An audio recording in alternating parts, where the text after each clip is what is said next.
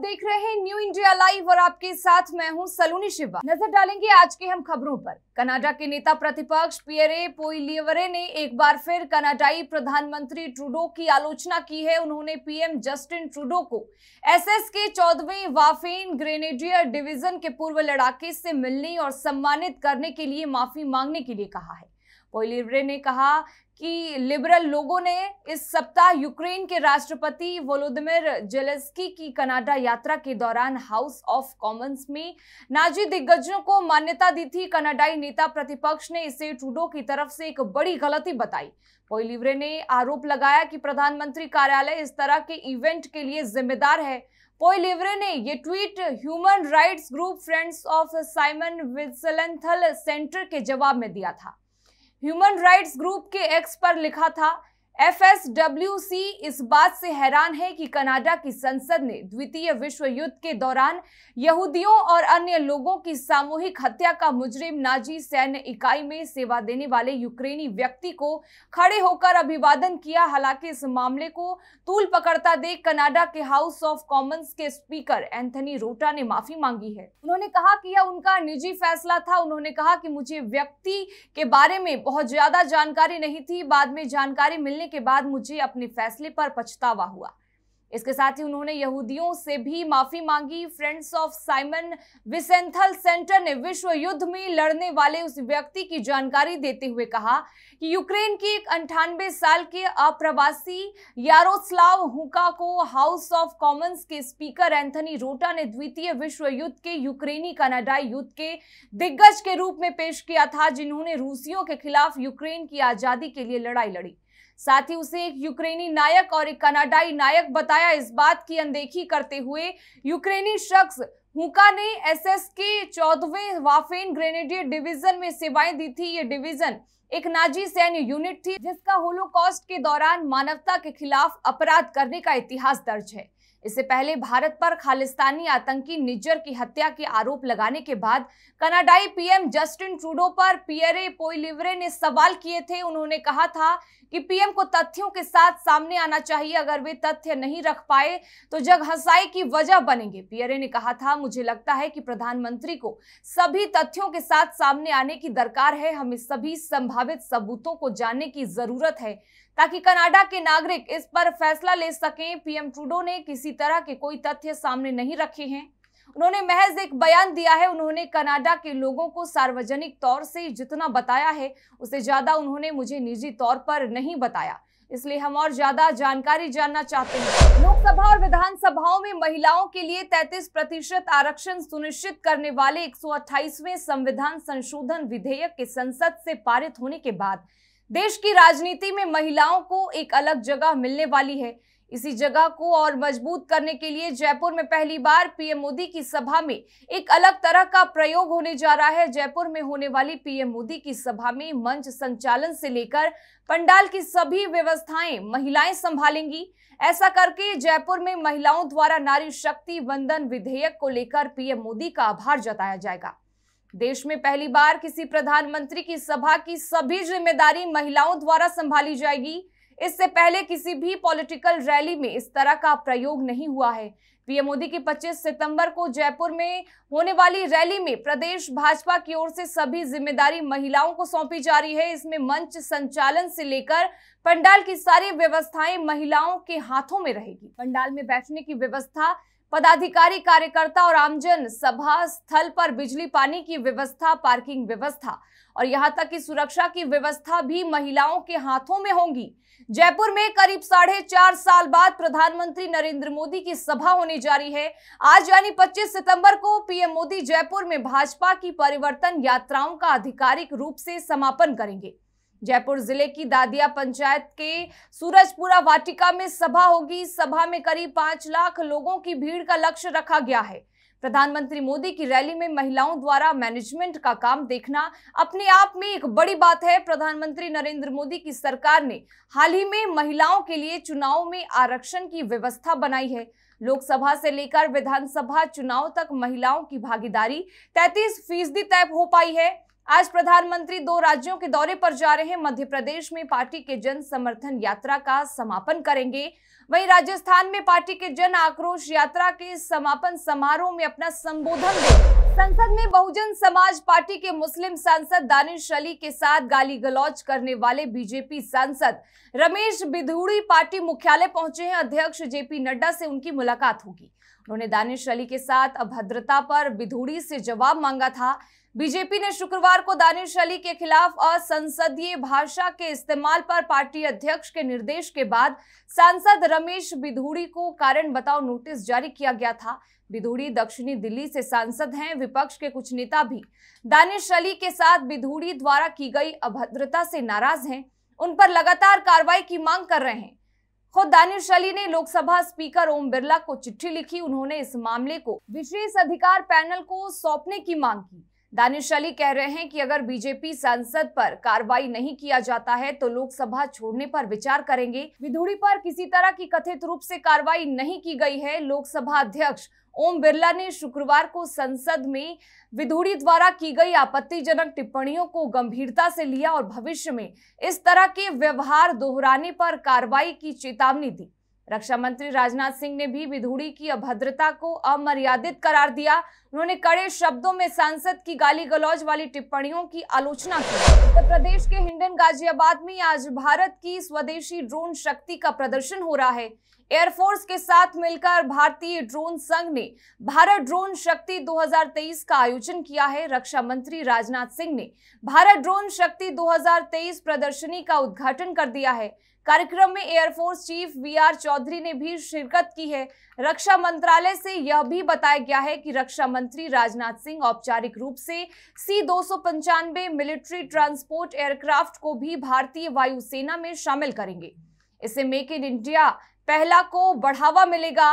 भारतीय वायुसेना का पहला C-295 ट्रांसपोर्ट एयरक्राफ्ट बीते बुधवार को ही भारत पहुंचा है। यह विमान गुजरात में वडोदरा के वायुसेना स्टेशन पर उतरा था।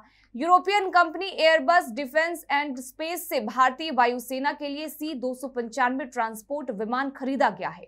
विमान की डिलीवरी भारतीय वायुसेना को स्पेन में दी गई। इसके लिए भारतीय वायुसेना के air chief marshal VR Chaudhary Spain गए थे। भारत ड्रोन शक्ति 2023 प्रदर्शनी में 75 से ज्यादा स्टार्टअप और कॉरपोरेट की भागीदारी होगी। इसमें केंद्र सरकार, राज्य विभागों, सार्वजनिक निजी उद्योग, सशस्त्र बलों, अर्धसैनिक बलों और विदेशी प्रतिनिधियों सहित लगभग 5000 लोगों के जुटने की उम्मीद है। आपको बता दें कि हाल ही में कश्मीर के अनंतनाग में सेना ने आतंकियों को घेर कर ढेर किया था। इंडियन आर्मी से बचने के लिए आतंकी पहाड़ों की गुफाओं में छिपे हुए थे। ढूंढने और मार गिराने के लिए भारतीय सेना ने टोही ड्रोन की मदद ली थी। ड्रोन से ही पूरे ऑपरेशन की निगरानी की गई। उत्तराखंड के जोशीमठ पर राष्ट्रीय आपदा प्रबंधन प्राधिकरण ने एक 130 पेज की रिपोर्ट सबमिट की है। एनडीआरएफ ने जोशीमठ पर धंसने के संकट के बाद पीटीएनए रिपोर्ट यानी पोस्ट डिजास्टर नीड असेसमेंट में लिखा है कि जोशीमठ को अब नो न्यू कंस्ट्रक्शन जोन घोषित करना चाहिए। जोशीमठ पर अभी तक कुल 8 रिपोर्ट सबमिट की जा चुकी हैं। इन रिपोर्ट्स को राज्य सरकार ने पिछले कई महीनों से सार्वजनिक नहीं किया था। उत्तराखंड के हाईकोर्ट ने राज्य सरकार के इन रिपोर्ट्स को प्राइवेट रखने के फैसले पर सवाल उठाए थे। मीडिया रिपोर्ट्स के अनुसार जनवरी में 8 संस्थानों को जोशीमठ और आसपास के इलाकों में जमीन के धंसने पर रिपोर्ट तैयार करने को कहा गया था। इन संस्थानों को इस तरह की आपदा से निजात पाने के लिए उपाय बताने को भी कहा गया था। बता दें कि कुछ महीनों पहले ही जोशीमठ में जमीन धंसने की वजह से पूरे शहर का भविष्य संकट में आ गया था। पहाड़ी शहर वैसे तो अपनी खूबसूरती के लिए बहुत फेमस था, लेकिन जमीन के धंसने की घटना से यहाँ पर कई मकानों में दरारें पड़ गई थी और आम लोगों को खतरे वाले घरों से निकालकर सुरक्षित शेल्टर्स में शिफ्ट किया गया था। वहीं कुछ बिल्डिंग जो कि खतरे को जन्म दे सकती थी, उन्हें गिराया गया था। इन संस्थानों ने जनवरी के आखिरी में ही अपनी प्रारंभिक रिपोर्ट एनडीआरएफ को सौंप दी थी। इन्हीं रिपोर्ट्स को राज्य सरकार को सौंपा गया था, लेकिन कभी सार्वजनिक नहीं किया गया। हाईकोर्ट के दखल के बाद इन रिपोर्ट्स को राज्य सरकार ने एक सीलबंद लिफाफे में हाईकोर्ट के विचार के लिए पहुंचाया। रिपोर्ट्स के मुताबिक जोशीमठ के मकानों की खराब डिजाइन मिट्टी की वहन क्षमता पर केंद्रित है। रिपोर्ट्स में मेंशन है यह पूरा शहर लैंडस्लाइड में जमा हुई मोराइन मिट्टी या ढीली मिट्टी पर बसा हुआ है। केंद्र सरकार ने जोशीमठ के पुनर्वास और पुनर्निर्माण के लिए 1465 करोड़ रुपए के पैकेज की सैद्धांतिक मंजूरी दी। उत्तर प्रदेश के लखनऊ में भारतीय जनता पार्टी के विधायक योगेश शुक्ला के सरकारी आवास पर एक युवक ने फांसी लगाकर जान दे दी। अब इस मामले में पुलिस ने बड़ा खुलासा किया है। पुलिस अफसरों का कहना है कि फांसी लगाने से पहले युवक ने अपने एक परिचित को फोन किया था और बताया था कि वह मरने जा रहा है। जिस व्यक्ति को उसने फोन किया था उसी ने पुलिस को सूचना दी। हालांकि पुलिस की एक टीम तत्काल विधायक के आवास पर पहुंची, लेकिन तब तक युवक की मौत हो चुकी थी। उसका शव पुलिस को फंदे पर लटकता हुआ मिला। मृतक युवक का नाम श्रेष्ठ त्रिपाठी है। पुलिस के एक अधिकारी ने बताया कि पुलिस कर्मियों ने युवक के शव को फंदे से उतारा और उसके शव को पोस्टमार्टम के लिए भेजा। पुलिस के एक अधिकारी ने बताया कि जिस वक्त युवक ने सुसाइड किया उस समय फ्लाइट पर कोई नहीं था। विधायक के फ्लैट नंबर 804 में रात के करीब 11:30 के आसपास फांसी लगाई गई। हालांकि उसने ऐसा क्यों किया इसकी वजह सामने नहीं आई है। युवक का परिवार बाराबंकी के हैदरगढ़ में रहता है। वह विधायक के मीडिया सेल का काम देख रहा था। बताया जा रहा है कि पुलिस की टीम जब मौके पर पहुंची तो फ्लैट का दरवाजा अंदर से बंद था। पुलिस कर्मियों ने दरवाजा खटखटाया तो अंदर से कोई जवाब नहीं आया। इसके बाद पुलिस को दरवाजे को तोड़ना पड़ा। अंदर पुलिस गई तो युवक का शव फंदे पर लटक रहा था। पुलिस कर्मियों ने शव को नीचे उतारा। पुलिस के एक अधिकारी ने बताया कि कमरे में कोई सुसाइड नोट नहीं पड़ा था। हालांकि पुलिस ने युवक के मोबाइल को अपने कब्जे में ले लिया है। पुलिस अफसरों ने कहा कि हाल के दिनों में युवक की किस किस से बात हुई है।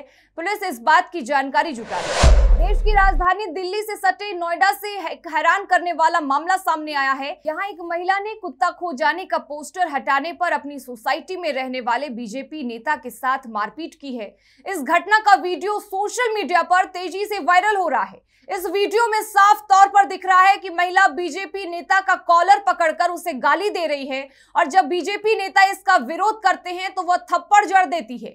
यह घटना नोएडा के सेक्टर 75 स्थित एम्स गोल्फ एवेन्यू सोसाइटी का है। बताया जा रहा है कि सोसाइटी में रहने वाली महिला आरसी सिंह का कुत्ता खो गया है। इस संबंध में उन्होंने पोस्टर बनवाकर सोसाइटी की दीवारों पर चिपका दिया था।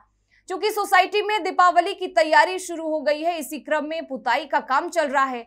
आरोप है कि पोस्टर लगने से दीवार का पेंट खराब हो गया था। नवीन मिश्रा ने इस संबंध में पुलिस में शिकायत दी है। पुलिस ने बताया कि यह घटना 2 दिन पहले की है, लेकिन सोशल मीडिया पर घटना का वीडियो शनिवार शाम से वायरल हो रहा है। फिलहाल इस मामले में दोनों पक्षों की तरफ से शिकायत दी गई है। 113 कोतवाली पुलिस ने दोनों पक्षों की शिकायत पर मामला दर्ज कर जांच शुरू कर दी है। गैंगस्टर मामले में मुख्तार अंसारी को ट्रायल कोर्ट से मिली 10 साल की सजा पर इलाहाबाद हाईकोर्ट ने फैसला सुनाया। गैंगस्टर मामले में मिली मुख्तार अंसारी को राहत मिल गई है। इलाहाबाद हाईकोर्ट ने मुख्तार अंसारी की जमानत मंजूर कर ली है।